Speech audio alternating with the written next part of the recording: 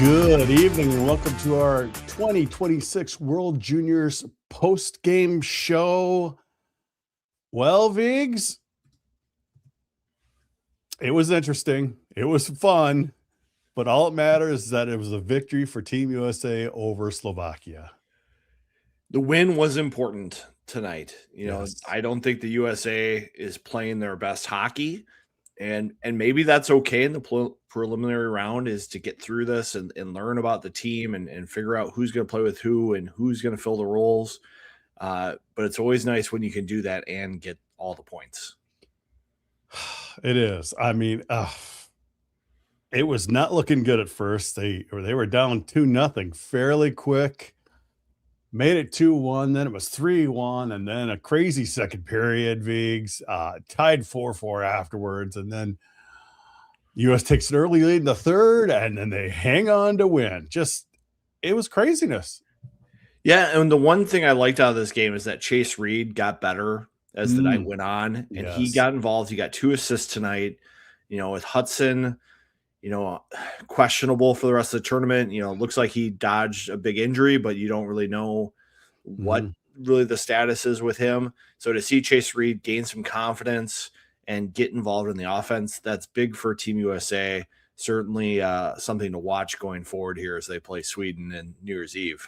I watched the TSN Canadian feed, and they were praising Reed, especially towards the end of the game there. They think he played a fine game, and like you said, Cole Hudson, who knows what's going on with him for the rest of this tournament. So it's good for him to step up like that. Shall we take a look at some of these goals here? Starting off, it's 2-0 Slovakia. It's they go on the penalty kill, and it's not looking good. But here comes Mr. Spalacy, Vigs. Fires one through, blocked, and here we go the other way. McMorrow got help breaking to the net, deflect, and they score! AJ Spalacy on the deflection! So big goal to get them just back into this game because, down 2-0 on the penalty kill. That was a big goal. As we look at who Bob Motzko is putting out there on the penalty kill forward pairs, all of them have some offense to them. And I think a big key for them is to put pressure on other teams' power plays and get rush chances like this. Like you see it, both of them. As soon as there's that turnover at the blue, they are ready to go full speed, taking a chance. And here is a great play by Spalacy, just getting a little, almost like a Blake Wheeler-esque touch on it to get it past the goalie. Right through the 5-hole there. That was a beautiful goal, Vigs. Kept his skates, too, on top of it. So very impressive goal. But then it wasn't long after that, Slovakia takes a 3-1 lead and get their own shorthanded goal, Vigs. It's crazy. It's a crazy game. I loved it. Well, we talk about this being a tournament where there's lots of mistakes. These are young players that they don't have a lot of time together, so they're trying to figure it on the fly. And so you're going to see mistakes. And I think the one thing about the U.S. roster is they've got a lot of skill up front. And they probably like a nice high-scoring game where there's lots of chances. Well, let's take a look at the second goal for the U.S. McMorrow. A few more here. Slovakia wins that draw, but the good play by Spalacy to read the play. Gets it in front, and they score! Nice rebound goal there, Vigs. Yeah, and that's the U.S. getting quick in transition. Brody Zemer talked about this the other night. When there are these turnovers, you want to try to get on the offensive side as quick as you can. And this is the U.S. right here. It's turning the puck over, getting going on offense, players going to the net. One other thing you noticed in the game tonight is the U.S. did a pretty good job of moving the puck east-west as they got chances toward goal here. And that forces the goalie to move a little bit more and holes start to open up. Definitely does. Definitely does. Let's take a look at the third goal and the tying goal at the time. So now Team USA in their set. LJ Mooney looking. Gets it over to Lee. He has room. He shoots and he scores! Right for Lee! Short side! We've kind of seen that a lot with Mooney this year. He loves to hold the puck, just pull it over just a bit and then pass it back because he's going to draw people. Well, and I think that's the thing with the power play here is you're trying to draw players out of their structure. And that's what Mooney does here. He's so confident, head up the whole time here as he moves up. You see Riker Lee Just slightly to the middle, yeah. That just enough, kind of get lost. You know, the Slovakia D doesn't quite know how to defend him there because he's a little out of position. And again, we see one of these goalies going to this RVH kind of look. Oh, And these U.S. shooters are taking advantage. And Riker Lee, nicknamed the Wizard, I'm sure he's got a sniper's edge shooting tutor at home as well. He's shot that many, many times, I'm sure. Slovakia goes up again, 4-3. And then we have this from Higgins, who ties it up before the end of the second period. And the puck gets thrown towards the net, turned to the corner. In on it is Chase Reed, throws it through. Higgins scores! James Higgins! Off the pass from Chase Reed. Higgins, nice goal out front. The crowd was really into it by this time too, Viggs. Yeah, you know, not a huge crowd again, but it was loud. And Yes. They were getting excited. They got a lot to be excited about tonight. And Higgins has been one of the better players for the U.S. in this tournament. Key goal here in a game that, you know, could be getting out of hand. Yeah, definitely. Sorry, kind of pause the video there instead of muting it. We'll get to see this again here. Nice dump in, Viggs. They chase it. They get it. That's kind of textbook right there. Kind of textbook. Yeah. And you notice who picked up the dump in? Reed, defenseman. Mm-hmm. Recognizing that he isn't just a defenseman. He's recognizing I am the closest U.S. player to the puck. I'm going to jump on it. I'm all of a sudden F1, and he makes that play happen. If you have a D who's maybe a little bit more cautious, not jumping up into that play, that goal does not happen. And then right away in the third That's period, really important, Higgins I think, in again. a short tournament like this where you're not as familiar. You need that. There's Chase Reed with a chance, and it goes, and they score! The puck came free! Another big goal by Higgins. Yeah, and I think the U.S. is starting to realize that they can pass off pads. They can come for rebounds. They can crash the net, and there's going to be opportunities for them. You know, both goalies in this game struggling a little bit, and U.S. forwards taking advantage of it in the shootout. But another one, a puck dumped to the corner. They get the puck back, Viggs. You know, we've been wanting to see this from the Gophers for a long time. Throw the puck in, get the puck, retrieve it. Well, you see it, it's working here. Yeah, and there's Brody Ziemer, one of those guys right by the net, you know, drawing some attention. You know, this is good hockey here. Definitely good. And let's hear the final goal here by Mr. Zellers. Gets it over to Reed. Mooney back Mooney. across. Ziemer to the Ziemer, front. boom, boom, boom. Will Zellers on the doorstep. It's a power play goal. Great power play setup by Mooney and Ziemers there too. And good puck movement too. You know, everybody's got their head up. They're moving it east-west, also north-south. You know, really challenging, I think, for a goalie to track and a defense, you know, head spinning around here, and just great play for the U.S., giving them lots of confidence here as they move on in the tournament. Yeah, just puck, boom, boom, boom, boom. And you've got Riker Lee there in front of the net, kind of sacrificing himself to draw attention, you know, and create the space through the middle of the ice. Really important there, I think. They ended up going off his skate, but they reviewed it real quick and said it was not an intentional kick, according to them. It kind of probably was, but that's a close one. I think if he was wearing black and green, a lot of our followers would probably think it was an intentional kick. But he's got the red, white, and blue on, so he's okay. Boy, that is so true, Viggs. He's wearing the right colors right now. He's got the right colors on for us right now, so good for him. And I thought the U.S. played very well when Slovakia pulled their goalie.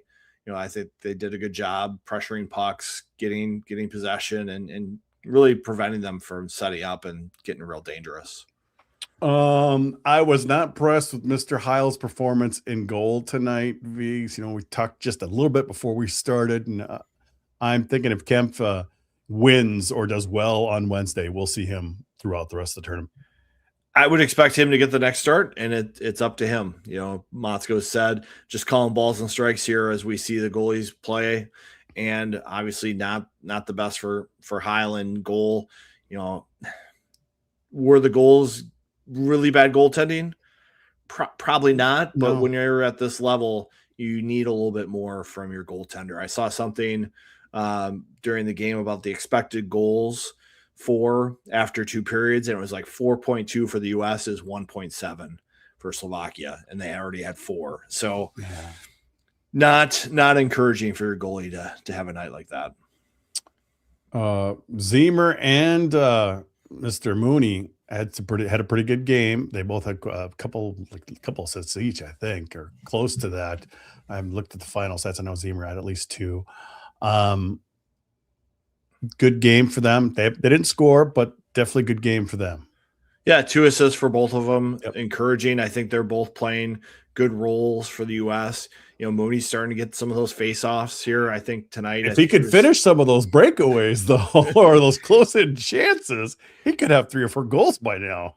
He's getting lots of chances. I was just looking at ice time, and Mooney played 8:16 in the third. That's the highest of any forward for the U.S. tonight.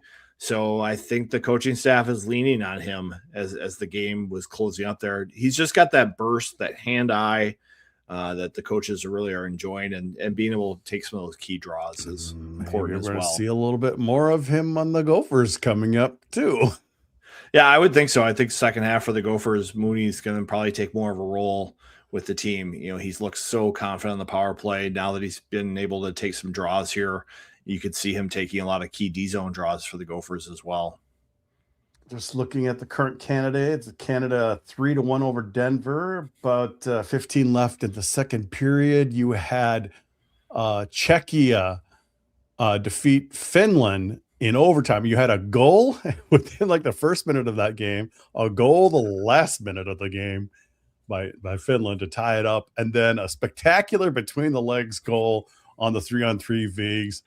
Apparently, Finland is vulnerable. They're not going to just roll over everybody. Yeah, I thought they might be the dark horse, but only getting 1 goal in that game is concerning for them, of course. I do think seeing that result really puts a big emphasis on who's going to win the pool in Grand Casino. You know, if Sweden or the U.S. can win, you're getting an easier first-round game.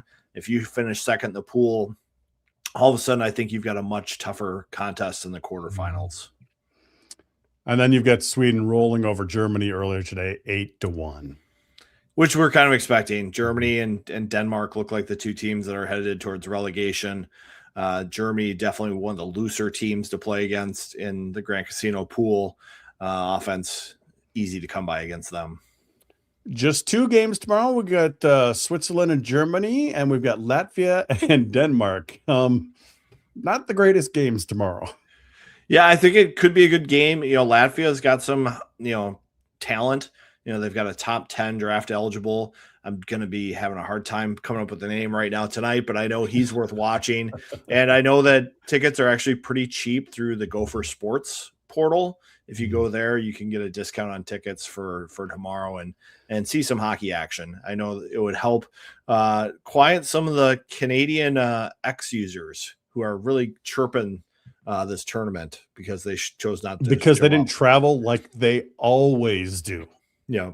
They always travel. This is not far for them to travel, Vigs. I know, it's been in Buffalo and whatever. This is, like I said, I'm afraid it's probably political. It could be, but it probably. But good opportunity for locals to go see some Yes. hockey if they're feeling it. And maybe if we get a U.S. Canada matchup at the at the Grand Casino, it won't be heavily Canadian. It'll actually be pretty split. I think it would be mostly American at this point, based on the way the crowds have been this week, at least. So regardless of what happens tomorrow, it's really the big day on Wednesday. Sweden, U.S., Finland, Canada, big matchups, big day. It's going to be fun. Yep, going to be fun. I'm really looking forward to that USA-Sweden game. New Year's Eve, World Junior, a lot of magic. One of the interesting things, though, I noticed today, Logan Hensler, highly touted defenseman for the USA roster, played 12 minutes and 39 seconds tonight. When you don't have Hudson on your blue line, Hensler's a pretty high pick. He's a talent. not getting a lot of ice time, which is an interesting move by the coaching staff. You know, they did have him on the top pair with Kleber in the line chart, but Kleber played almost 22 minutes, so almost as twice as much. Can you take a look what was Plant's minutes? It looked like he didn't come back after a certain point of the game. Yeah, Plant didn't play in the third. He took that shot to the head in the which first. Kind of scary. He played a little bit in the second, and I saw people tweeting that he seemed fine, but they held him out in the third period and he didn't see the ice. This kind of gets us back to IIHF for me. I mean, some of these calls these refs are making are just weird. You know, if you think in college, someone's going to review that high hit. It's going to get reviewed. Whether if they call something, I don't know, but they didn't even look at it. Yeah, you can argue that in college hockey, they maybe review too much. But I think in IIHF, they should probably be reviewing a little bit more than they are, at least for those kind of hits. And there was a goofy one just the other, I think it was the Canada-Latvia game, where Canada scored their goal on a 5-minute power play. You know, a guy checked him along the boards. I don't think he had contact with his head, but some reason they were saying on their broadcast that because his head went back and hit the glass, it looked like kind of a bogus. I didn't understand that call at all. Yeah, that was an interesting one. I saw that as well. I think it was the body language of the Canadian player after he got hit, like the way it looked maybe worse than it was. I don't know. It's hard to tell these calls. And that's just it. So international things it's just always weird for us Americans. I'm sure it's weird for the Canadians as well. You know, yeah. I think the CHL has always been branded as a really tough league where people learn to take their licks and become professionals. Yeah, some of the calls they make, it makes sense. You know, it was weird. I think one of the calls, a rough call, I'm forgetting who it was. He got called for a rough or knocking a guy. He got up kind of high, but I noticed the ref didn't raise his hand right there. He waited until the guy got into a scuffle. And once those kind of two guys knocked each other on, then he's like, oh, no, you're out now. It's like, okay. It's almost like you waited until they scuffled to call him for the rough from before. It's just, there's just strange things going on. Definitely strange. I don't think Mooney liked his interference penalty that he picked up tonight either. So nope, definitely not. One thing I do like, I'm guessing the whole ref team are in communication because they all do have the headsets similar to what we see in the NFL. You know, NFL, it seems like they can all kind of communicate between one another now via wireless system. At least I've seen that in some games. So I wouldn't mind seeing that, you know, in our league, you know, have all the refs have some kind of headset so you're not having to yell. You can just kind of communicate real quickly. So I think that's what they're doing because I can see linesmen with headsets. I'm like, they must be talking and hearing too. Maybe they hear information like, hey, we need to review something. Go review it. If only they went to the review when they needed to. It's something we live with every year for this tournament. So what do you do? For sure. Anything else, Figs? I do think it's going to be interesting to see how USA moves forward with their power play, you know, without Hudson, you know, with Plant being out in the third, we saw some different looks. You know, obviously Mooney and Zemer have a lot of chemistry together. I think Reed is probably the number one defenseman. You know, who else is going to fit in there? You know, Horkoff has been a great scorer. Hagens has been great for this team. Stiga historically has been pretty good for them. We've seen Riker Lee impress.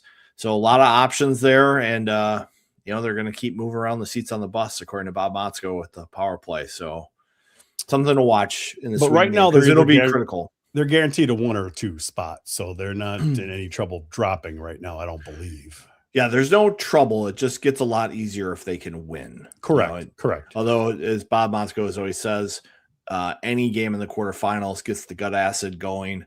So it doesn't matter if you're the 1 seed or the 2 or the 3. It's going to be an interesting game. All right.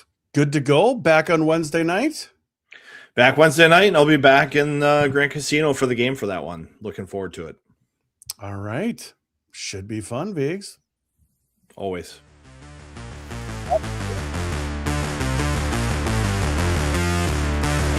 Post game show.